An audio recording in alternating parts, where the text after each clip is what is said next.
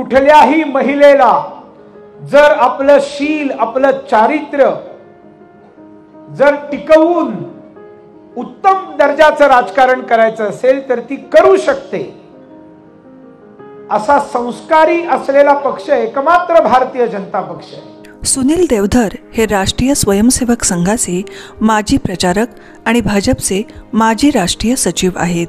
त्या पलीकडे तरुणांना राजकीय करिअरसाठी प्रेरणा देणारे ते एक प्रभावी नेते आहेत. त्रिपुरा राज्यामध्ये 25 वर्षापासूनची सत्ता पालटून तेथे भाजपला यश मिळवून देण्यात त्यांचा मोठा वाटा आहे. सुनील देवधर यांचा जन्म 29 सप्टेंबर 1965 मध्ये पुण्यामध्ये झाला. ईशान्य भारतात त्यांनी 12 वर्ष काम केलं.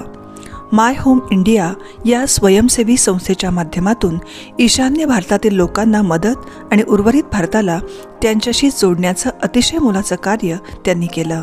ते 2009 मध्ये भाजपचे राष्ट्रीय संयोजक बनले.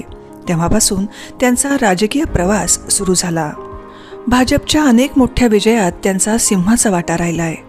उत्कृष्ट राजकीय संयोजक, विचारांमध्ये स्पष्टता आणि चारित्र्यसंपन्न कार्यकर्ता यामुळे ते आपल्या संपर्कातील प्रत्येकावर विशेष प्रभाव टाकतात. हीच त्यांच्या आजपर्यंतच्या वाटचालीची आणि व्यक्तिमत्वाची जादू आहे. त्यांच्या आजपर्यंतच्या वाटचालीचा जाधवर ग्रुप ऑफ इन्स्टिट्यूटला अभिमान वाटतो. त्यांच्या पुढील कार्यासाठी जाधवर ग्रुपच्या वतीनं अनेक शुभेच्छा.